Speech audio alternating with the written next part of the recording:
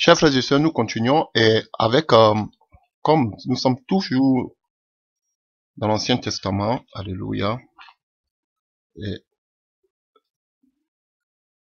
dans le livre de Nombres, nous allons continuer. Et là, vous connaissez l'histoire d'une personne déjà, et je voudrais aussi mentionner quelque chose.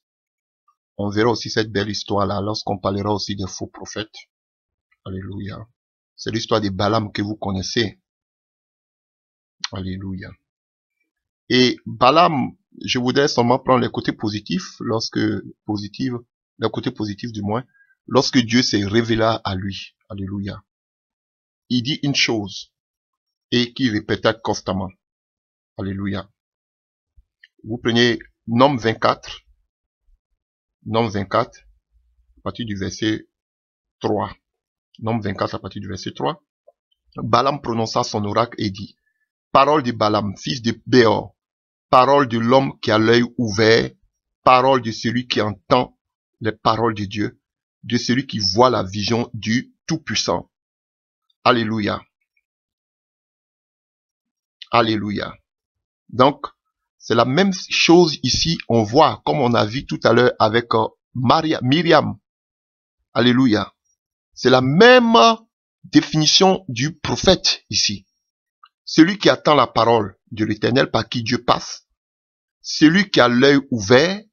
Alléluia. Et celui qui voit la vision du Tout-Puissant. Vous voyez, c'est les mêmes caractéristiques d'un prophète. Et au verset 16, il approfondit encore le ministère prophétique. Verset 15 de Nombre 24. Balaam prononça son oracle et dit, parole de Balaam, fils de Péor, parole de l'homme qui a l'œil ouvert, parole de celui qui entend les paroles de Dieu, de celui qui connaît les desseins du Très-Haut, de celui qui voit la vision du Tout-Puissant. Quelque chose à ajouter encore. De celui qui connaît les desseins du Très-Haut. Beaucoup de personnes sont restées seulement qu'au premier, c'est-à-dire la parole de l'homme qui a l'œil ouvert. Beaucoup de personnes sont restées à ce niveau. Moi j'ai des visions. Moi je vois des choses. Moi ce que je vois là c'est la vérité. Tout le monde voit de nos jours. Et tout le monde parce qu'ils voient, ils se prétendent prophètes, prophétesses. Frère, c'est pas ça le ministère prophétique. C'est pas parce que tu vois que tu appelles un ministère prophétique. Alléluia. J'ai l'œil ouvert. Satan aussi ouvre les yeux. Alléluia. Et il a même dit à Ève, si tu manges de ce fruit, tes yeux vont s'ouvrir. Alléluia. Et quand les yeux de Ève se sont ouverts, ses yeux ne sont plus jamais refermés. Donc, d'où vient la source de l'ouverture de tes yeux spirituels? Tu as dit, je ne sais pas où je suis né avec. Tu sais. Je ne vais pas parler de liens, des hôtels de famille en ce soir. Mais tu sais, à partir de quand tu as commencé à voir. Tu sais, les hôtels que vous avez mis dans votre famille, vous avez adoré dans votre famille, les liens, les adorations familiaux, et familiales du moins, que vous avez adoré dans votre famille. D'où te vient que tu as l'œil ouvert? Alléluia. À quel fruit tu as mangé? Pour avoir aujourd'hui l'œil ouvert. Et tu prétends que tu vois. Donc tu es prophète, tu es prophétesse. Beaucoup de soi-disant prophètes là, ils ont besoin de délivrance.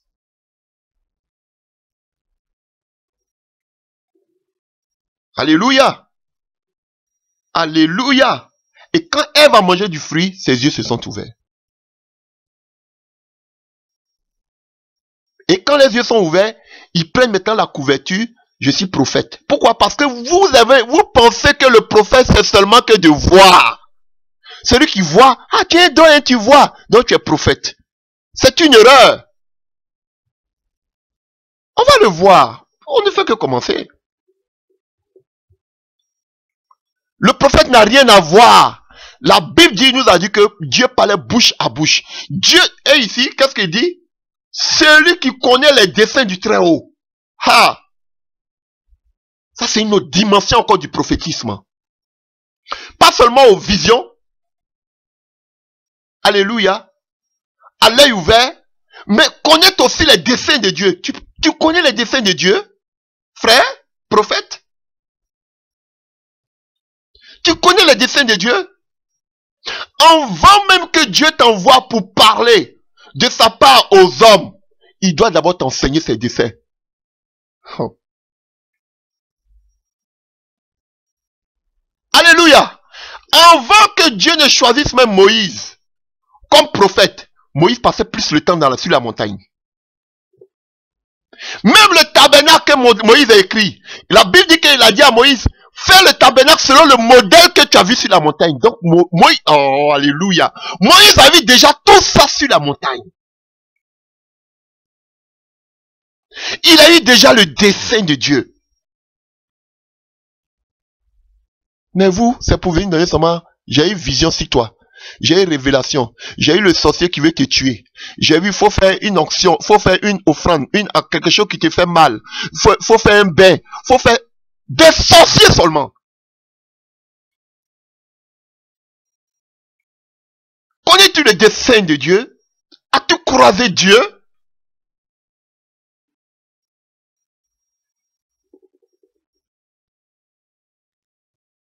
Alors ici, pardon, on dit que l'homme qui a l'œil ouvert, celui qui entend les paroles de Dieu, celui qui connaît les desseins du Très-Haut, de celui qui voit la vision du Tout-Puissant. On voit encore des caractéristiques, alléluia, du ministère prophétique. Là, je vais vous choquer. On continue.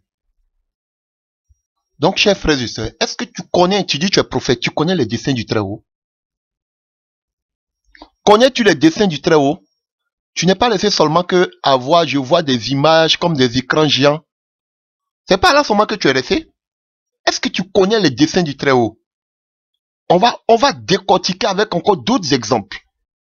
Vous pensez que le ministère prophétique, c'est seulement de prophétiser le présent et le futur? On va voir quel est le véritable socle, quel est le pilier du ministère prophétique tout à l'heure. Mais avant de parler de cela, comme on est dans l'Ancien Testament, je commence toujours de commencer de la Genèse pour partir. Donc, je ne vais pas revenir en arrière, donc je vais progressivement. Alléluia. On parle au fur et à mesure des caractéristiques d'un véritable prophète. Alléluia. Et on voit ce que Moïse aussi dit par rapport à un prophète. Dans le livre de Deutéronome 18, versets 21 à 22. Dans le livre de Deutéronome 18, versets 21 à 22. Quand un prophète donne une prophétie, qu'est-ce que cela doit se faire? Elle doit se réaliser. Alléluia. Mais attention, la prophétie doit se réaliser. Attention, il y a des faux prophètes aussi qui peuvent donner des révélations. Comme on l'a vu dans le monde, des féticheurs. Voilà, on a vu même avec la femme qu'on appelle remplie, qui avait l'esprit de Python, qui a dit que Paul était serviteur de Dieu. Elle ne mentait pas, c'était la vérité. Mais c'était un esprit de Python, de divination, frère. Donc, vous voyez, ils peuvent dire des choses, mais frère, tu dois avoir le discernement pour savoir que ça ne vient pas de Dieu. Et comment tu le sauras? C'est par les fruits. Alléluia. Comment Paul a su que ça ne venait pas de Dieu? Il y a deux aspects. Paul peut-être à travers par le don de révélation, par le don de discernement des esprits, dans la conscience, ou bien déjà à l'aspect visible, il a vu que c'était un esprit. Pourquoi? Parce que Dieu n'est pas un homme pour se repentir, comme qu'on appelle Balaam a dit tout à l'heure dans le livre de Deutéronome 22. Où Balaam a dit, Dieu n'est pas un homme pour se repentir des choses. Dieu ne parle pas 2 fois, 3 fois. Dieu, il parle avec exactitude. Il ne se trompe pas. Mais, vous voyez que cette femme, au temps de Paul, qu'est-ce qu'elle fait? Chaque fois qu'elle voyait Paul, elle répétait la même chose. Elle répétait la même chose. Elle répétait la même chose. Il a eu le discernement qu'il y a quelque chose qui ne va pas. Dieu ne parle pas tous les jours. Dieu ne parle pas tous les jours. Frère, Dieu enseigne plus le prophète sur les mystères que de lui donner toujours des paroles à dire. Alléluia. Voyez la vie de tous ces prophètes, Dieu les enseignait. Dieu les enseignait. Mais des prophètes qui n'ont aucun enseignement, qui ont seulement que des visions. C'est le b.a.-ba du prophétisme. Alléluia. Donc, la première des choses, on continue. Un prophète, lorsqu'il donne une prophétie, ça doit s'accomplir. Mais des faux prophètes aussi peuvent donner des prophéties qui s'accomplissent. Alléluia, mais ils ne sont pas de Dieu. Alléluia. C'est seulement pour vous charmer. Et si vous tombez dedans, c'est fini. Demain, vous allez voir les fruits. Ils commencent bien, mais ils terminent toujours mal parce que ça ne vient pas de Dieu. Alléluia. Je vous dis la vérité. Et c'est par les fruits seulement que vous pouvez reconnaître si c'est un vrai ou bien un faux prophète. C'est tout ça que nous sommes en train d'étudier. Alléluia. Donc, ce que vous devez mémoriser, la véritable prophétie de Dieu qui vient de Dieu doit s'accomplir. Alléluia. Donc, alléluia. Et la prophétie doit être aussi en accord avec la parole de Dieu. Deutéronome 13, comme nous sommes tous dans l'Ancien Testament, Deutéronome 13, verset 2 à 5 nous le dit. La parole doit être appuyée, Deutéronome 13, verset 2 à 5. La parole doit toujours être appuyée sur la parole de Dieu. Quelqu'un ne peut pas venir te donner une prophétie qui va contre la parole de Dieu. Votre problème, c'est parce que vous ne mangez pas la parole de Dieu. C'est parce que vous ne connaissez pas la parole de Dieu. Donc, quand un homme vient comme ça, il peut déformer la parole. Comme vous n'avez pas la connaissance, vous prenez. Accompagné des visions, vous êtes déjà fait. Vous êtes déjà convaincu. Alléluia. Quelqu'un qui va venir te dire, on a vu plein. Alléluia. Quelqu'un qui va venir te donner un exemple, une prophétie pour te dire, comme on le voit, que tu peux avoir 2 femmes ou bien tu peux avoir 3 femmes, ou bien le Seigneur te dit que cette femme n'est pas faite pour toi, laisse-la. Frère, c'est une prophétie qui est contre biblique. C'est une prophétie qui est contre biblique. Tu ne dois pas l'accepter. Alléluia. Mais comment vous pouvez savoir ce genre de choses? Si vous ne lisez pas la parole, si vous ne connaissez pas la parole, on ne peut pas connaître la parole à 100%. Mais si vous ne mangez pas la parole, il peut vous venir donner des choses sans que vous-même vous le sachiez. Combien de choses aujourd'hui on vous fait manger? Si prétexte que c'est par révélation que j'ai reçu. Alléluia. Combien de bains on vous lave nu pour dire que c'est pour chasser les mauvais esprits. Alléluia. Combien d'huile qu'on vous donne à frotter sur vous, ou bien du sel, ou bien de l'eau venue de je sais pas d'où, d'Israël. Frère, ce n'est pas biblique. C'est l'abomination. Aujourd'hui, l'huile. Vous utilisez l'huile. Comme moi je vois dans le Nouveau Testament, on nous disait seulement, ils utilisaient l'huile pour qui? Pour prier seulement pour les malades. Frère, c'est la seule chose que la Bible nous dit de l'huile. On n'est pas sur l'Ancien Testament pour dire, il y a l'huile qu'on appelle les trois sortes d'onction. L'onction des rois, l'onction des sacrificateurs, l'onction des prophètes. Frère, je ne suis pas dedans. Mais vous utilisez l'huile maintenant à n'importe quel bout de champ, à n'importe quel carrefour. Tous ces faux prophètes, ils ont tous l'huile. Jean-Baptiste avait de l'huile. Dites-le-moi. Frère, revenons à l'évangile. Toutes les prophéties doivent être à partir de la parole. Une prophétie qui ne vient pas à partir de la parole, frère, ne prend pas. Qui doit avoir un fondement biblique. Alléluia. Quelqu'un qui va te dire, j'ai une prophétie à te donner, mais avant de prophétiser, fais-moi une offrande. C'est un sorcier. On n'a jamais payé de prophétie. Alléluia. On n'a jamais payé de prophétie. Et on va voir que ces gens qui demandent de l'argent pour des prophéties, on va le voir, c'est dans le cas des faux prophètes. Un prophète qui te demande de l'argent pour prophétiser, frère, c'est un faux prophète.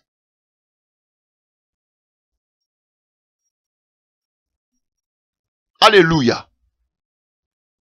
Un prophète qui te donne des prières à réciter, c'est un faux prophète. Un prophète qui te donne... Je prêche pas sur le faux prophète, parce qu'on parle, on dit que ça doit s'appuyer sur la parole de Dieu. Un prophète qui te donne des prières à 4 heures du matin, à 5 heures du matin, faut faire. Ou bien à minuit, à telle heure, c'est un faux prophète. Un prophète qui te dit, pas telle couleur d'habit, à telle heure, c'est un faux prophète. Un prophète qui va te dire, faut dormir nu, c'est un faux prophète. Un prophète qui va venir te visiter la nuit pendant que tu dors comme un mari de nuit, c'est un faux prophète. Alléluia. Un prophète qui va te dire fais des cérémonies, c'est un faux prophète. Un prophète qui va te dire peut-être, je ne sais pas quoi, mets cela dans ta sauce, ou bien mets cela dans ta soupe, ou bien dans quoi, c'est un faux prophète. Un prophète qui va te donner de l'eau pour te laver avec cela, c'est un faux prophète. Un prophète qui te donnera de l'eau pour que tu puisses bénir tes affaires, c'est un faux prophète.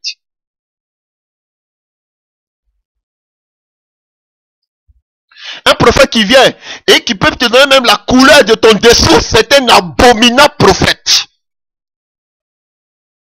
Vous pensez que Dieu n'a rien à foutre pour vous montrer ce qu'on appelle la couleur de vos dessous, de votre intimité? Mais quelle abomination! Où c'est dans la parole de Dieu? Alléluia. Des prophètes qui font apparaître de l'argent dans qu'on appelle dans votre compte bancaire, ça c'est diabolique. Qui vous amène des unités sur votre téléphone, vous avez où ça dans la Bible?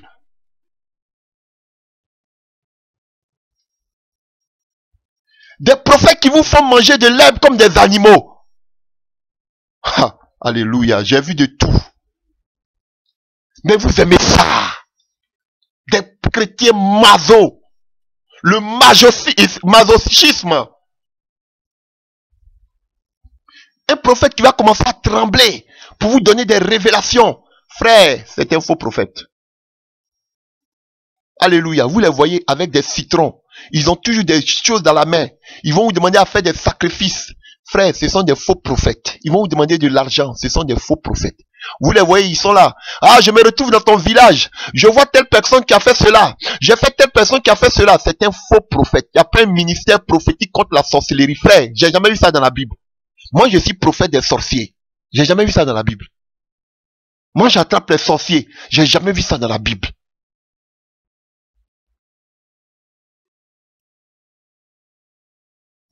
Alléluia.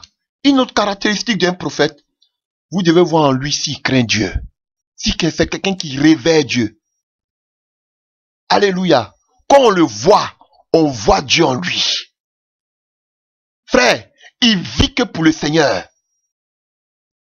Alléluia. Pas ces prophètes maintenant qu'on voit là. Tu les vois même là. Ils sont, tu vois les cheveux même là, mon Dieu, Michael Jackson. Excusez-moi. Ils ont mis beaucoup de choses, je sais pas, dans les cheveux, ou je sais pas, des shampoings ou bien de quoi là. Vous les voyez même, ils sont cirés. Ça c'est prophète, des prophètes modernes. Quand vous voyez, vous ressemblez à Jean-Baptiste. Alléluia. Vous les voyez les chaussures, vous voyez même leur habillement, leur accoutrement, leur costume. Frère, c'est quel genre de prophète ça? Vous êtes sûr qu'avant de venir devant vous, mais ils sont allés chercher la face de Dieu?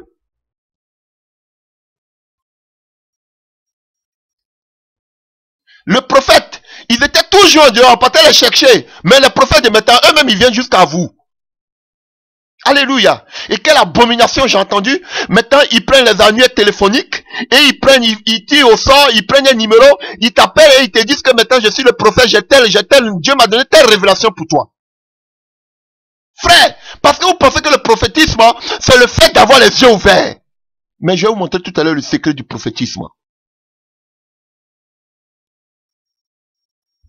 Voilà pourquoi maintenant ils s'appellent voyants. Vous êtes vraiment des voyants. Oui, et ils s'appuient sur l'Ancien Testament parce que quand vous allez voir généralement dans l'Ancien Testament, vous allez voir que les rois, ils avaient un prophète et un voyant. Quelqu'un qui voyait. Lui, il voyait seulement. Donc eux, ils sont des voyants. Donc ne vous appelez pas prophète, dites que vous êtes des voyants. Et puis ne prenez pas la Bible. Parce que vous pensez que le prophète c'est de voir. Ah, vous serez choqués tout à l'heure. On continue cet enseignement. Frère, un véritable prophète de Dieu, il doit crier le péché. Un véritable prophète de Dieu doit parler du péché. Les prophètes, regardez combien de personnes parlent du péché aujourd'hui. Combien de personnes parlent du péché? Combien de personnes ont horreur du péché? Combien? Ils disent même au roi, ils disent même à ces gens qui vivent mal, Dieu est avec vous. Dieu va, Dieu va vous bénir, Dieu va vous élever. Combien de prophètes aujourd'hui parlent du péché? Jean-Baptiste, qui était un des prophètes du Nouveau Testament. Jean-Baptiste parlait de quoi? De l'enlèvement. Parlait du royaume des cieux. Quel prophète aujourd'hui qui parle du royaume des cieux? Quel prophète aujourd'hui qui parle de l'enlèvement, du retour du Seigneur? C'est comme ça que vous allez les reconnaître.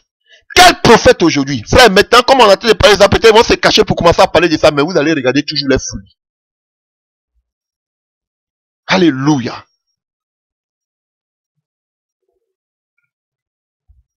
Donc, chers frères et sœurs, ça, ne l'oubliez jamais.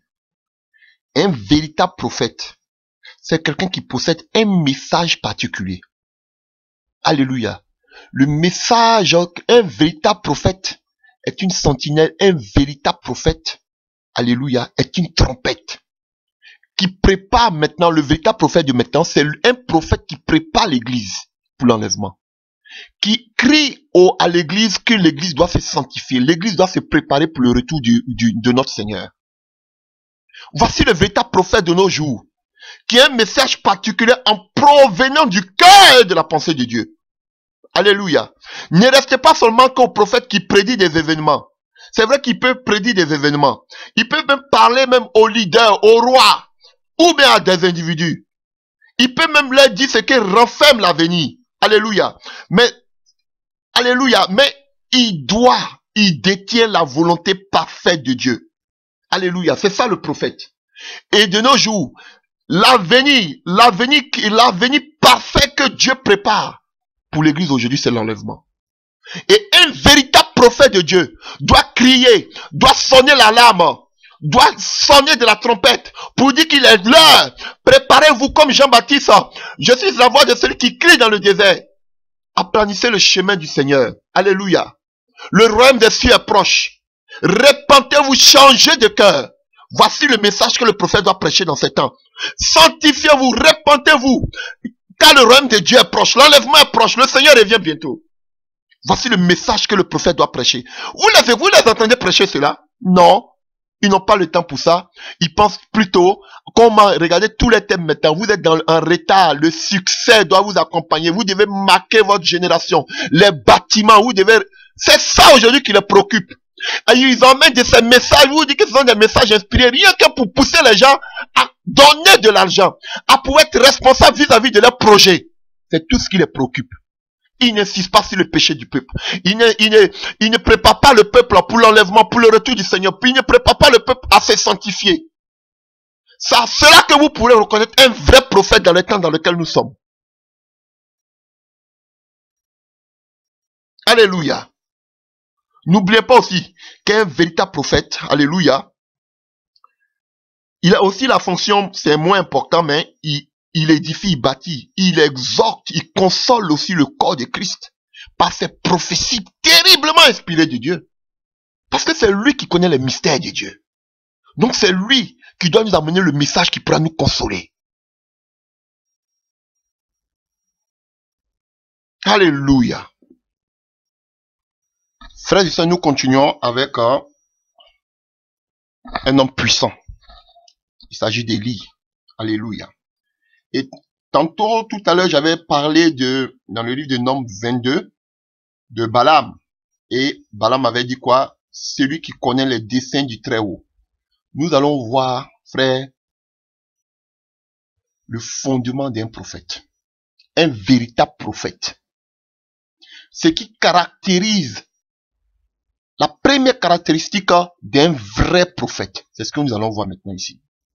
On voit ici que Balaam dit que celui qui connaît les desseins du Très-Haut. Pour connaître les desseins du Très-Haut, pour que, comme on a vu dans le livre de Amos aussi, Dieu ne fait rien sans avoir révélé ses secrets à ses serviteurs les prophètes. Alléluia. Pourquoi et quand Dieu révèle ses secrets et à quel moment on peut connaître les desseins de Dieu? C'est ça que nous allons étudier maintenant. Alléluia. C'est la caractéristique fondamentale d'un véritable prophète. La caractéristique fondamentale d'un prophète, ce n'est pas de voir. Ce n'est pas de sortir de son corps. Ce que je vais vous annoncer maintenant, c'est ça la véritable caractéristique d'un véritable prophète. Alléluia, de Dieu. Nous prenons notre Bible dans le livre de 1 Roi 17, à partir du verset 1. Alléluia. 1 Roi 17 à partir du verset 1. Un prophète nommé Élie, originaire du village de Tishbé en Galate, vient dire au roi Achab: aussi vrai que l'Éternel, le Dieu d'Israël que je sais, est vivant, il n'aura ces prochaines années ni rosée ni pluie, sauf si je le demande. Alléluia. Ça c'est clair. Ça c'est, vous pouvez voir, il y a plusieurs versions que j'ai sur place. Alléluia. Et si je prends une autre version, dans les livres de 1 Roi, à partir du verset 17. Élie le Tishbite, l'un des habitants des Galates, dit à Achab: l'Éternel est vivant, le Dieu d'Israël dont je suis le serviteur. Il n'aura ces années-ci ni rosée ni pluie, sinon à ma parole. Alléluia. Et on sait que Élie, alléluia, qui signifie l'Éternel est mon Dieu. Alléluia. On sait qu'il était originaire d'un village qui n'est pas identifié, hein. Bon, le Tishbé, c'est dans les montagnes. Alléluia. Et en Galade, c'est-à-dire à l'est du Jourdain. Donc on sait que Élie s'approche, envoyé par Dieu, il s'approche de, on ne sait même pas d'où il vient. Alléluia, on va voir ça tout à l'heure. Et on voit qu'il vient donner le message à Achab. Alléluia. Dans d'autres versions, on dira quoi ici? Vous pouvez lire vos versions, différentes versions. Il dit ici c'est le Dieu que je sais, ou bien l'Éternel est vivant, Dieu d'Israël dont je suis le serviteur. Dans d'autres versions, ils vont vous dire l'Éternel, le Dieu d'Israël devant qui je me tiens. Alléluia. Et voici tout le secret du ministère prophétique. Alléluia. Tout le secret du ministère prophétique se résume à ça. Alléluia. L'Éternel est vivant, le Dieu d'Israël devant qui je me tiens. Alléluia. Voici la clé du ministère prophétique. Quand tu te tiens devant Dieu, Dieu te montre ses desseins. Il te révèle ses desseins. Quand tu te tiens devant Dieu, alléluia, Dieu ne peut rien faire sans te révéler ses secrets. Frère, voici le secret du ministère prophétique. C'est tenir devant le Seigneur. Alléluia. Pour être attentif et écouter le message de Dieu. Pour être prêt à l'annoncer dès que tu l'attends. Alléluia. Donc, ce qui est le socle, le fondement du ministère prophétique, c'est de se tenir devant Dieu afin d'écouter son message et de le délivrer avec une pleine autorité. Alléluia. Oh, alléluia. Alléluia. Et nous allons le voir. Vous comprenez? Donc, c'est là tout le secret. Et nous allons voir dans le livre de Jérémie 23. Alléluia. Et vous allez voir que là, le Seigneur se rebelle contre les faux prophètes. Alléluia. Les faux pasteurs. Alléluia. Et donc, frère, quand vous allez prendre toute la Bible, vous allez voir que de tout temps, il y avait toujours des faux prophètes. Et vous voyez, au temps d'Achab, il y avait des faux prophètes. Au temps de Jérémie aussi, il y avait des faux prophètes. Alléluia. Donc, vous voyez ici, quand vous prenez le livre de Jérémie 23, alléluia, on voit le contraste entre les faux et les vrais prophètes. Alléluia, ici. Et vous allez voir qu'il y a le même thème qui revient. Assister au conseil de l'Éternel. Alléluia. C'est tenir devant le Seigneur. Et vous pouvez le voir. Voyons-le dans le livre de Jérémie 23. Jérémie 23. Alléluia. Jérémie 23. Alléluia. À partir du verset 18, vous voyez le thème ici. Il parle des faux prophètes. C'est contre les faux prophètes à ces fins des temps dans lesquels nous vivons. Alléluia. Donc, on va parler de cela, mais lorsqu'on va parler des faux prophètes. Mais ce qui me préoccupe ici, c'est à partir du verset 18. À partir du verset 18. Jérémie 23, à partir du verset 18, qui dit: qui donc a assisté au conseil de l'Éternel pour voir, pour écouter sa parole? Qui a prêté l'oreille à sa parole? Qui l'a entendu? Alléluia. Vous voyez, voici ce que je suis en train de dire avec Élie. Élie, celui qui se tient devant le Seigneur. Et ici, on nous parle de celui qui assiste au conseil de l'Éternel. Voici le prophète. C'est contre les prophètes, les faux prophètes. Parce qu'un véritable prophète doit assister au conseil de l'Éternel. Il doit se tenir devant Dieu. Alléluia. Et quand on va encore, on continue plus loin. À partir du verset, on continue à partir du verset 21. Je n'ai point envoyé ces prophètes et ils ont couru. Je ne les ai point parlé et ils ont prophétisé. S'ils avaient assisté à mon conseil, ils auraient dû faire entendre mes paroles à mon peuple et les faire revenir de leurs mauvaises voies. Frère, voici ça. Donc, quand tu assistes au conseil de Dieu, Dieu te donne un message pour renvoyer le peuple de leur méchanceté, de leur mauvaise manière de vivre. Frère, le conseil de l'Éternel, le Dieu devant qui je me tiens. Voici la caractéristique fondamentale du ministère prophétique. C'est de se tenir devant Dieu. Voilà pourquoi Moïse prenait le temps de se tenir toujours devant Dieu. Mes frères, regardez vos prophètes modernes là. Est-ce qu'ils se tiennent dans le conseil de Dieu? Quand tu te tiens dans le conseil de Dieu, Dieu te révèle les secrets. Frère, vos prophètes modernes, ils sont plus au milieu des hommes même que plus devant la face de Dieu. Frère, alléluia. Vous devez faire partie du conseil de Dieu. Un véritable prophète fait partie du conseil de Dieu. Et Dieu ne lui cache rien. Dieu n'a pas dit que je ne cache rien à mes serviteurs, les apôtres ou les évangélistes ou les pasteurs. Mais il dit à mes serviteurs, les prophètes. Dieu se révèle. Il lui montre tout son secret. Comme il a montré à Moïse. Alléluia. Non. Je vous dis la vérité. Comme Jean dans l'Apocalypse, il a montré tous les secrets des choses à venir.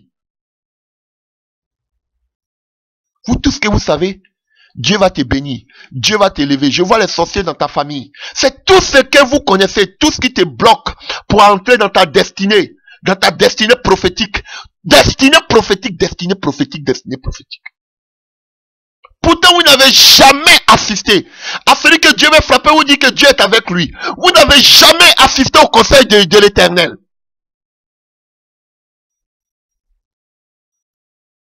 Alléluia.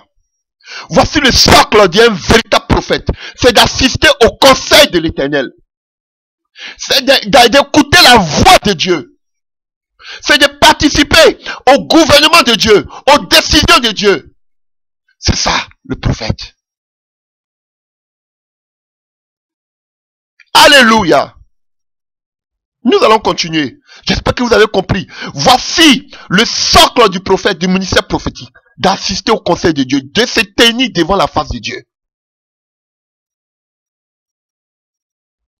Tu es prophète, c'est toi qui es toujours sur la place publique. Tu es prophète, c'est toi qui voyais toujours dans les avions. Je suis prophète des nations. Ha. Prophète des nations. Tu as assisté au conseil de Dieu, frère.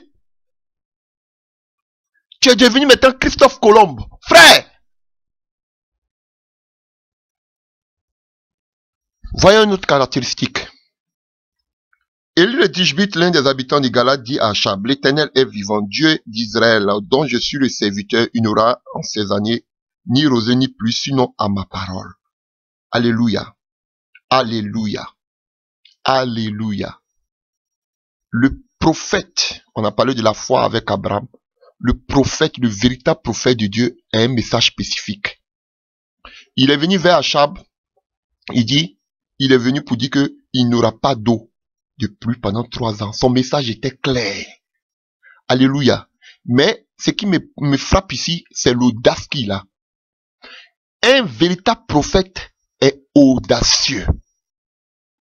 Il vient avec le message que Dieu lui donne et il donne le message textuellement comme Dieu l'a donné. Il n'ajoute pas, il ne retranche rien. Alléluia. Il parle de l'audace. Il était audacieux. Il dit, sinon à ma parole, il n'aura ni eau pendant 3 ans et demi. Il ne va pas pleuvoir. Alléluia. L'audace, il se positionne devant un roi. Le roi lui demande, c'est toi qui sèmes le trouble dans mon roi. Il dit, non, c'est toi et la famille de ton père qui sèment le trouble. Parce qu'il était un prophète. Quand tu es un véritable prophète, tu as de l'audace. Tu n'as pas peur. Parce que tu sais quel est le mandat, de quel mandat tu es doté. Alléluia. Un véritable prophète est un prophète audacieux. Ah, je vous dis la vérité, hein. Souvent, on va le traiter d'impoli, mais un prophète, c'est parce que beaucoup aussi ont profité pour faire du n'importe quoi. Alléluia. Au nom de la prophétie, on vient là, ils sont impolis, ils te disent ce qu'ils veulent là. Sinon, un véritable prophète, c'est un homme audacieux. Alléluia. Il a l'audace, il n'a pas peur. Voilà pourquoi un Jean-Baptiste pouvait se mettre devant Hérode pour dire que tu es un adultère. Tu sois la femme de ton frère. Frère, c'est l'audace. Les véritables prophètes sont des audacieux. Ils ont un message spécifique. Ils n'ont pas peur. Où les gens se posent la question, mais si je parle, qu'est-ce qui va m'arriver? Qu'est-ce que les gens vont penser? Un prophète ne pense pas ça. Ce que les gens vont penser, ce que les gens ne vont pas penser, c'est pas son problème. Alléluia. Mais il parle avec l'audace. En tout cas, frère, tout ce que je peux dire par rapport à l'audace, ça dépend de la manière que le Seigneur t'oriente. J'ai d'autres exemples. Alléluia. Par exemple, comme ça, l'exemple de David avec Nathan. Nathan était peut-être proche à David. Mais pour donner le message à David, Nathan est passé par une énigme. Vous voyez, pour parler à David. Ça dépend de comment Dieu t'inspire. Si Dieu te dit, va directement dans mon message, tu le donnes. Si Dieu aussi te dit, alléluia. On a vu aussi Ésaïe avec Ézéchias. Alléluia. Ça dépend de la manière que le Seigneur te donne. Même Ézéchias devait mourir, il est venu, lui a dit. Mais dès que Ézéchias a compris le message, Ézéchias a commencé à se repentir. Il n'était même pas encore sorti. Dieu dit, retourne-toi. Frère, il pouvait dire que, ah, mais Ézéchias va mourir, Seigneur, c'est la mort. Pourquoi je dois prophétiser la mort? Tu es amour, je dois prophétiser seulement que le bien.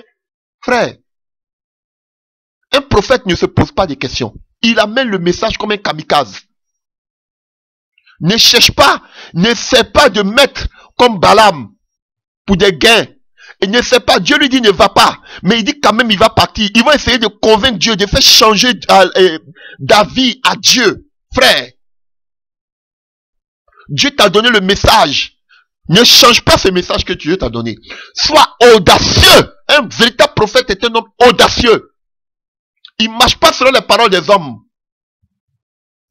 Voilà pourquoi des prophètes étaient des hommes bizarres. Voici une des caractéristiques encore d'un prophète. Un véritable prophète de Dieu est un homme audacieux. Alléluia. Qui défie tout sur son chemin. Parce qu'il a le message spécifique de Dieu à amener. Une autre des caractéristiques qu'on voit par la vie d'Élie, on voit qu'il a amené le message comme il se devait à Achab, sans passer à gauche ni à droite. Il ne s'est pas corrompu, il n'a pas fléchi les genoux devant Achab. Il a porté fidèlement le message de Dieu. Voici une des caractéristiques. Porter le message fidèle que Dieu t'a donné. Alléluia. C'est pourquoi quand vous prenez Matthieu et qu'on appelle Apocalypse 22 à partir du verset 18, Apocalypse 22 à partir du verset 18, je déclare que quiconque attend les paroles de la prophétie de ce livre, si quelqu'un ajoute quelque chose, Dieu le frappera des flots décrits dans ce livre. Si quelqu'un en retranche quelque chose des paroles du livre de cette prophétie, Dieu retranchera sa part de l'arbre de vie et de la vie sainte décrits dans ce livre. Frère, donc, on sait que la parole qui sort de Dieu est une prophétie. Donc, la parole de Dieu que Dieu te donne, tu ne dois pas retrancher ni ajouter quelque chose. Prophète, tu ne dois rien dire. Même si 2 Timothée 4 à partir du verset 2 à 3 nous dit, dans les derniers temps, les gens ne supporteront pas la sainte vérité. Ayant la démangeaison d'écouter des choses mielleuses, il se donnera à une foule de faux prophètes. Ils veulent écouter de bonnes choses. Frère, quand tu viens donner ton message en tant que prophète, tu es prophète, tu as fini de donner ton message, prends ton chemin, pars. Oui, je t'ai dit. Parce que ces gens-là, ils vont essayer de te poser la question, mais prophète, comment? Ils vont même essayer même de te mettre le flou dans la tête. Ah, mais prophète, moi je ne vis pas ce que tu as dit. Je ne vis pas ce que tu viens de me dire. Moi, je me reconnais pas dedans. Et si tu n'as pas l'assurance avec toi, avec ton Dieu, tu risques toi-même de tomber dans l'erreur. Tu vas commencer maintenant à douter. Parce qu'ils sont comme ça. Tu viens, tu as prêché le message, va-t'en. Ne cherche pas à expliquer les prophéties. On n'explique pas les prophéties que le Seigneur t'a données. Tu as venu, tu as donné le message, bats-toi. Parce qu'ils vont essayer de te montrer que tu es dans la fausseté. Non, mais je ne me reconnais pas dans ce que tu dis. Mais ce n'est pas vrai. Je ne vis pas. Je ne vis pas ce que tu viens de dire. Toi, tu as fini de donner le message de Dieu, bats-toi. Mais une prophétie qui vient de Dieu s'accomplit toujours. Ne cherche pas à savoir ce que les gens vont penser de la prophétie que tu viens de donner. Si tu crois que vraiment Dieu t'a parlé. Alléluia. Ils vont essayer toujours de mettre la confusion en toi. Te faire montrer que ce que tu as dit ne vient pas de Dieu. Par les réactions. Par les doutes. Par les manières de parler. Quand tu es dans la révélation, moi je vois dans ma vie, mais je ne vois rien. Dans ma famille, je ne vois rien. Tout est parfait. Et tu commences maintenant à te... Ah, est-ce que vraiment ça vient de Dieu? Homme de Dieu, véritable prophète de Dieu. Ne cherche pas à ce que les gens t'apprécient. Tu as donné le message, bats-toi. Alléluia. Alléluia. Et quand nous prenons toujours ce même passage de 1 Roi 17, nous voyons quelque chose. Il dit, sinon à ma parole. Alléluia. C'est ce que je suis en train de dire. Le don de prophétie, elle est accordée à l'instant, et Dieu parle, il fait du bien à son peuple, et puis c'est parti. Mais, le ministère prophétique, frère, le ministère prophétique est attaché à ta personne. Et on voit que Élie était lui-même le message. Le Seigneur lui dit, va te présenter devant Achab. Alléluia.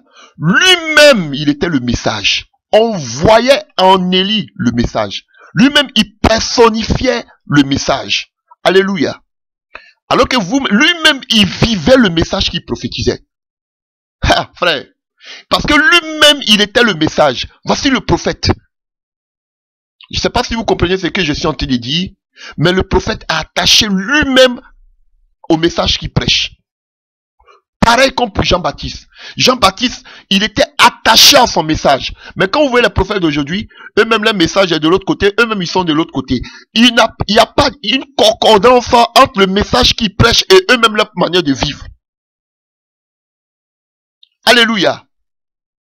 Jean-Baptiste prêchait la repentance. Mais Jean-Baptiste, mais comme toi-même tu le vois, il vit la repentance. Et c'est comme ça pour Élie. Élie était lui-même le message.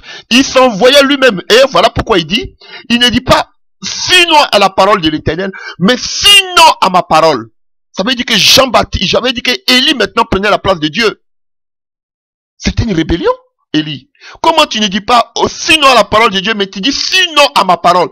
Parce que la parole de Dieu était imprégnée à lui. C'est Dieu qui vivait en lui. Donc il pouvait dire à ma parole. Parce que lui-même il était le message. Alléluia. Alléluia. C'est ça, frère, prophète. Le message de Dieu. Oh, alléluia. Alléluia. C'est pas seulement le fait de prophétiser. Mais la qualité d'une prophétie dépend aussi de celui ou de celle qui l'annonce. Dépend aussi de la vie de celle ou de celui qui l'annonce. La parole est là. Mais pour que la parole soit aiguisée, puissante, ça dépend aussi du canal par lequel Dieu passe. Alléluia. C'est pourquoi, regardez, vous pouvez voir dans le livre de Ézéchiel, vous voyez, la Bible nous dit que dans le livre de Ézéchiel 2, à partir du verset 8 et 10, vous pouvez voir aussi Ézéchiel 3, à partir du verset 1 à 3, vous voyez, Dieu fait quoi? Dieu donne un message un rouleau à Ézéchiel. Et il dit à Ézéchiel de quoi? De manger, de digérer ce qu'on appelle ce rouleau, de manger. C'était doux dans sa bouche comme du miel, mais dans son ventre, ça lui faisait mal au ventre. Alléluia. Il a digéré le message. Et quand vous voyez maintenant à partir du verset 4, le Seigneur dit quoi? Va parler au peuple d'Israël. Avant qu'il parte parler au peuple d'Israël, fallait que lui-même, ce message-là puisse imprégner son corps, son esprit. devenu une partie de ce message pour qu'il puisse l'annoncer. Alléluia. La personne doit d'abord recevoir le message de Dieu, s'identifier à ce message pour pouvoir ensuite l'annoncer. Alléluia. C'est comme ça que tous les prophètes de l'Ancien Testament, c'est comme ça, il fallait qu'ils digèrent le message d'abord. Alléluia. C'est la même chose ici pour Élie. Élie était identifié au message et il était devenu maintenant le message qu'il devait annoncer. Voici pourquoi Dieu dit, va te présenter devant Achab. Alléluia. Il est identifié au message. Le Seigneur pourrait lui dire, amène le message chez Achab. Le Seigneur ne lui dit pas, amène le message chez Achab, mais le Seigneur lui dit, toi-même qui es le message, va te présenter devant Achab. Paul pouvait dire, je dis Paul, pardon. Élie pouvait dire, bon, voici appeler un des serviteurs de qu'on appelle de Achab pour dire, voici le message que Dieu m'a donné pour ton patron, pour ton maître, on va lui donner. Non, mais lui-même il se présente. Parce que lui-même, il était le message. Le message était imprégné en lui. Il vivait le message. Et de telle sorte, tellement qu'il vit le message, lorsque le message sort avec puissance. Et le message s'accomplit. Voici un grand problème de ces prophètes d'aujourd'hui. Ils veulent donner le message alors que eux-mêmes, le message n'est pas imprégné en eux. Mais le message ne peut pas être imprégné en eux. Pourquoi? Parce qu'ils ne font pas partie du conseil. Ils ne se tiennent pas dans le conseil de Dieu. Alléluia. Une caractéristique encore du prophétisme. Frère, c'est d'être imprégné du message. Manger le rouleau que Dieu te donne. Que cela me travaille dans même ta vie. Pour que tu puisses amener maintenant ce message. Comme ça, quand tu amènes son message, on dit, lui-même il vit comme son message. Mais ton message c'est le jour, toi-même tu es la nuit. Contraste. Alléluia. Nous continuons toujours. Nous allons voir maintenant une des caractéristiques qui a poussé Élie à être toujours victorieux dans ce combat. Nous le voyons dans le livre de Jacques 5. Jacques 5, à partir du verset 16 à 17. Confessez vos péchés les uns aux autres et priez les uns pour les autres, afin que vous soyez guéris quand un juste prie, sa prière a une grande efficacité. Élie était un homme tout à fait semblable à nous. Il pria avec insistance pour qu'il ne pleuve pas, et pendant 3 ans et demi, il ne tomba pas de pluie sur le sol. Puis il pria de nouveau, et le ciel redonna la pluie, et la terre produisit ses récoltes. Alléluia. C'est une version qui vous paraît un peu bizarre. Hein? Alléluia. Chers frères et sœurs, pour chacun de vous comme moi, nous avons toujours pensé que la responsabilité ou même la fonction d'un prophète était toujours de prophétiser, de proclamer les messages du Seigneur, d'annoncer les paroles que le Seigneur lui donnait. Alléluia. Mais quand nous voyons dans l'Ancien Testament comme dans le Nouveau Testament, on va voir des exemples. Alléluia. Ça veut dire que les prophètes passaient plus de temps dans la prière que à parler à Dieu qu'aux hommes. Ils passaient plus de temps à jeûner et prier que de parler aux hommes. Frère, c'est la vérité.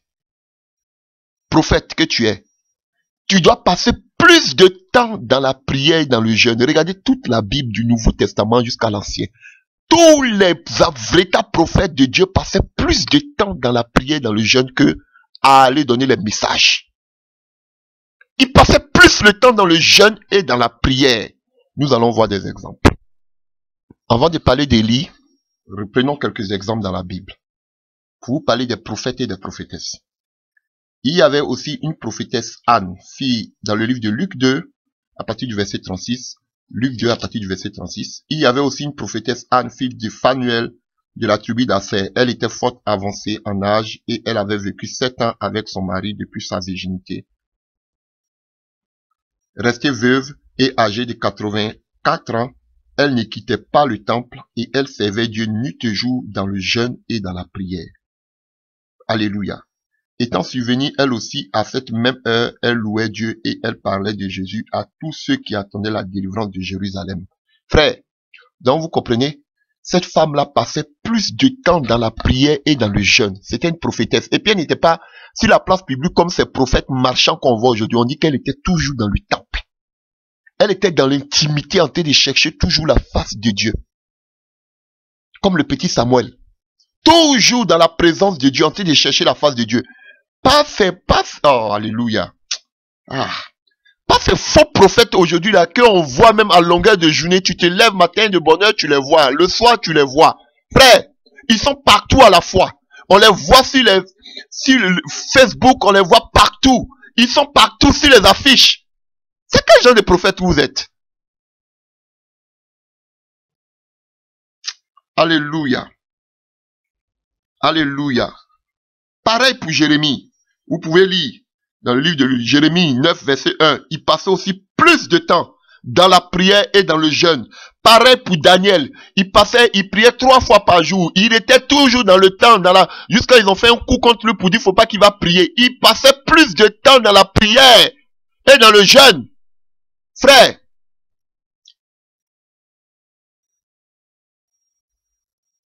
Et pareil, quand vous allez prendre Actes des Apôtres 13, on nous parle aussi on nous dit qu'il y avait dans l'église d'Antioche des prophètes et des docteurs. Pendant qu'ils servaient le Seigneur dans le ministère et qu'ils jeûnaient, le Saint-Esprit dit, mettez-moi à part Barnabas et Paul pour l'œuvre à laquelle je les ai appelés.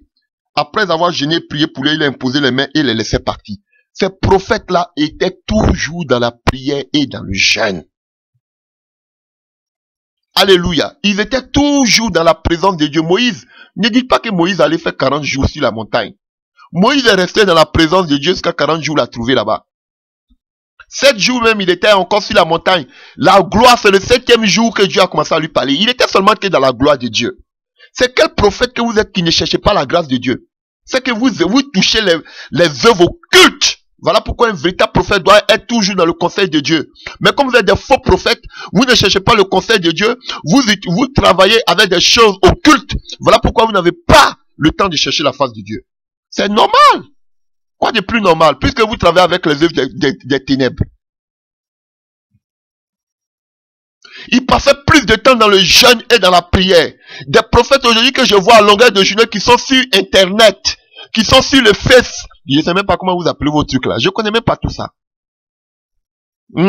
Frère, si c'est ça là, je ne connais même pas. Ah, je ne sais même pas. Si vous êtes sur quoi? L'ordinateur, le computer ou bien je ne sais pas quoi. Vos pages des prophètes. Ça s'achète maintenant à petit pain les prophètes. Vous voyez les comptes, les sites des prophètes. Ah, Jean-Baptiste est vraiment mort. Alors que nous dit Jacques? Jacques nous dit que Élie était un exemple de prière. Il était de la même nature que nous. Il priait avec insistance pendant 3 ans et demi. Il n'a pas plu. C'était un prophète. Donc, ce qui faisait la puissance du message d'Élie, c'était un homme de prière et de jeûne. Il priait avec insistance. Et on va le voir tout à l'heure. Il priait avec insistance. Il priait, il jeûnait. Il n'avait pas le temps de frotter des produits sur son corps. Il n'avait pas le temps de porter les comment vous appelez ça? Les costumes qui comptent le près du corps, slim fit ou bien je ne sais pas quoi, avec des chaussures qui coûtent vraiment extrêmement cher. Tous ces genres de choses, ils n'avaient pas le temps. Tu vas chercher la face de Dieu, chercher à prier, à jeûner. Tu auras le temps de te faire des maquillages là. Tu te dis que tu es prophète. Alléluia. Vous êtes comme des efféminés. Alléluia. Prophète. Tu as fini de chercher la face de Dieu. Tu as fini d'entrer dans le conseil de Dieu. Tu as fini d'enseigner. Tu as fini de prier, de jeûner.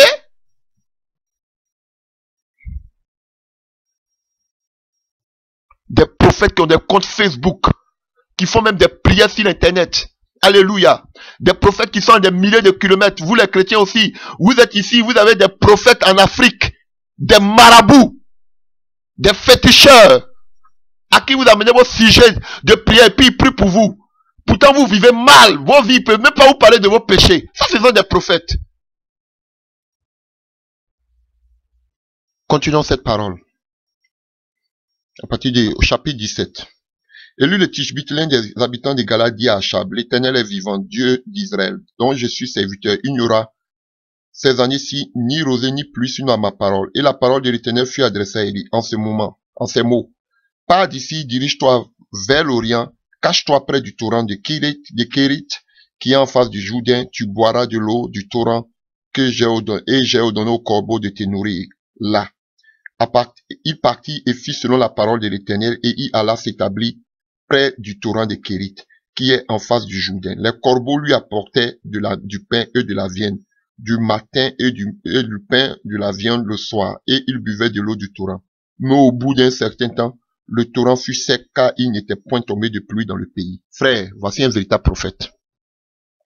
Il annonce une nouvelle dramatique au roi Achab. Et dès qu'il a fini d'annoncer ce message avec audace à ce roi, frère, qu'est-ce qu'il fait? Le Seigneur lui dit, bouge de là, va maintenant qu'on appelle au torrent de Kérit. Et la Bible dit que là-bas, Dieu étant fidèle, Dieu le nourrit. Il boit de l'eau du torrent. Mais à un certain moment, frère, la Bible nous dit au verset 7, mais au bout d'un certain temps, le torrent fut à sec, car il n'était point tombé de pluie dans le pays. Même Élie était victime de sa propre prophétie. Voici un véritable prophète. Il a prophétisé pendant 3 ans et demi. C'est ce que Jacques nous dit. Il a donné la parole. Il allait prier. Seigneur, déjà, mais avant même de venir donner même la prophétie, il était déjà dans la prière. Et dès qu'il a donné la prophétie, en même temps, allez, le compte à rebours a sonné, a commencé. Et la Bible nous dit que lui-même, il était victime de sa propre prophétie. Il n'avait plus maintenant à manger. Pourtant, c'est Dieu qui lui a dit, va te mettre à côté de ce torrent. Mais à un certain moment, la prophétie même qui est sortie de sa bouche, maintenant lui-même l'atteint. Alléluia. Dieu pourrait dire, c'est mon serviteur. Non, je dois l'épargner. Alléluia. Dieu l'a épargné sûrement. Parce que Dieu, on voit juste à la suite, Dieu la voit à Sarepta, à Sidon. Mais frère, lui-même, il était victime de sa propre prophétie. Voici un véritable prophète. Pour vous dire que tellement que la prophétie était inspirée, poussée par le Saint-Esprit, accompagnée de la prière, elle devait forcément s'accomplir. Et la prière, la prophétie venait tellement du cœur de Dieu, du conseil de Dieu, que lui-même il était victime de la prophétie. Voici un véritable prophète. Alléluia. Vous êtes prophète. À moins que Dieu te dit, faut t'éloigner. Mais si Dieu me te dit qu'il y a un malheur qui arrive, si toi-même tu es dans le lieu, le malheur doit te trouver. Mais vous-même vous prenez vos pieds et puis vous fuyez. Hein, c'est ça. À moins que Dieu te dit de partir. Plusieurs fois, il y a plusieurs exemples où Dieu a dit, lève-toi, va. Pour ne pas que tu vives cela. Mais Élie était victime de sa propre prophétie. Voici un puissant message, frère. Frère, même si Dieu te donne un message, frère,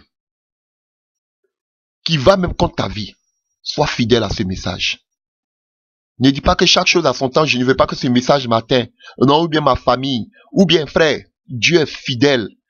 Dieu, dès que le torrent a commencé à sécher, qu'est-ce que Dieu a fait? Dieu a ouvert une autre porte de bénédiction pour lui. À Sidon, une femme veuve. Et là-bas, on voit encore ce que Dieu fait dans la vie de cet homme. On voit que Élie aurait pu manquer ce miracle, mais il a fait un grand miracle. Dieu s'est manifesté. Un moment, il devait parler, il a parlé. Un moment aussi, il devait se taire, il s'est tu. Frère, continuons maintenant dans le livre de 1 roi 18. 1 roi 18, à partir du verset 1. Bien des jours s'écoulèrent et la parole de l'Éternel fut ainsi adressée à Élie. Dans la 3e année, va, présente-toi devant Achab et je ferai tomber de la pluie sur la surface du sol. Élie alla pour se présenter devant Achab. La famine était grande à Samarie et Achab fit appeler Abias, chef de sa maison. Or, Abias craignait aussi l'Éternel. Alléluia. Lorsque Jézabel extermina les prophètes de l'Éternel, Abias prit 100 prophètes qu'il cacha 50 hors dans une caverne et les avait nourris de pain et d'eau. Frère, chaque chose a son temps. Élie a donné la prophétie. Je vais parler. Élie a donné la prophétie. Alléluia. Il n'est plus allé se présenter devant Achab jusqu'à ce que le temps soit accompli. Il n'est pas allé se présenter devant Achab pour dire, Achab, bon, cherchons un compromis. Cherchons à voir comment je peux, comme Balaam, comment on peut remédier à cela pour que la famine s'arrête. Non. La Bible ne nous parle plus d'Élie. Jusqu'à ce que ce temps-là s'accomplisse. Frère. Et quand les 3 ans se sont accomplis, Dieu dit, va te présenter devant Élie. Parce que quoi? Peut-être que j'aurai le temps de prêcher là-dessus. Mais le Dieu Baal avait les mêmes caractéristiques que le Dieu d'Israël. Il était le Dieu de la production. Il était le Dieu de l'abondance. Alléluia. Donc, la Bible nous dit que il y avait une grande, comme ils adoraient Baal, Dieu voulait voir si les Baal étaient capables de leur donner de la semence. Alléluia. Et cette même famine a touché Sarepta, Sidon, dont venait aussi Jézabel. Mais là-bas à Sidon, Baal, parce que le père Baal, le père de Jézabel aussi, était un grand prêtre de Baal. Ça a touché son pays. La famine a touché son pays, mais Baal n'était pas capable de leur donner à manger. C'était un défi que Dieu, le Dieu d'Israël, lançait au Dieu des Sidoniens, des Cananéens. Alléluia. Bref. Donc, ici, qu'est-ce qu'on voit? On voit que Dieu s'est tu avec Élie jusqu'à ce que la famine soit accomplie. Frère, il y a un temps pour chaque chose. Il y a un moment où Dieu te dit, lève-toi, parle. Frère, faut te lever pour parler. Il y a un moment où Dieu te dit, tais-toi. Tu dois te taire, comme dit le livre de Ecclésiaste 3. Chaque chose a son temps. Mais quand Dieu te donne une prophétie, frère, ne le dis pas après ou avant. Sois dans le moment exact pour pouvoir livrer ce message que Dieu te donne. Frère, et ne cherche pas les compromis. Élie n'est pas allé voir Achab pour dire, Achab, bon, maintenant tu as vu comment mon Dieu est puissant, maintenant tu veux te repentir, ou bien est-ce qu'on peut chercher une porte d'ouverture? Non, il est resté dans son coin jusqu'à ce que cette prophétie s'accomplisse. Frère, parce qu'il dépendait de Dieu. Et dans ce passage, quelque chose me frappe. 1 Roi 18. Regardez ce qui me frappe. Bien les jours s'écoulaient et la parole de l'Éternel fut ainsi adressée à Élie. Dans la 3e année, va présente-toi devant Achab, je te ferai tomber de la pluie sur la face du sol. Et Élie alla pour se présenter devant Achab. Écoutez ici. Dieu dit à Élie de partir parce que lui, Dieu, il va faire tomber la pluie. Alors que lorsque Élie allait se présenter devant Achab, il dit, sinon à ma parole. Mais Dieu lui dit ici, va te présenter, c'est moi, je vais faire tomber la pluie. Mais lorsque Élie s'en va, lorsque Élie se trouve devant Dieu, Élie se met dans la position du prophète. Mais lorsque Élie se met maintenant devant Achab, il se comporte comme Dieu. Il dit, à ma parole. Frère, parce qu'Élie, la parole était en lui. La parole dit, il vivait selon la parole de Dieu. Alors, alléluia. Et il va se présenter devant Achab. Il donne le défi à Achab. On voit comment Dieu se manifeste. On voit comment, qu'on appelle, il donne, qu'on appelle, rendez-vous à tous ces faux prophètes du Baal sur le mont Carmel. Alléluia. On continue dans le livre de 1 Roi 18 à partir du verset 41. Alléluia. Et Élie dit à Achab, monte, mange et bois, car il se fait un bruit qui annonce la pluie. Frère, vous voyez, Élie maintenant se met dans la peau de Dieu. Dieu lui a dit que c'est lui qui va faire tomber la pluie, mais Élie lui dit que va, la pluie arrive maintenant. Alléluia. Donc, écoutez bien, Achab monta pour manger et pour boire, mais Élie monta au sommet du Carmel, et penchant contre terre, il se mit son visage contre ses genoux. Alléluia. Et avant de continuer, nous voyons la déclaration de Élie sur le mont Carmel, lorsqu'il était devant les faux prophètes de Baal, au verset 36. 1 Roi 18 à partir du verset 36.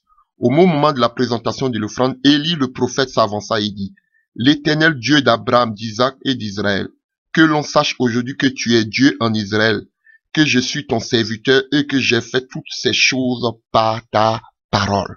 Un véritable prophète de Dieu doit faire toutes choses par la parole de Dieu. Par la parole de Dieu. Pas par notre connaissance, pas par notre envie, pas par nos œuvres occultes, mais par la parole de Dieu. Alléluia. Tu dois te laisser diriger, imprégné par la parole de Dieu. Alléluia.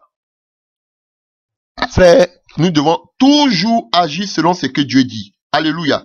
Donc la clé de la grande victoire d'Élie, frère, c'est ça.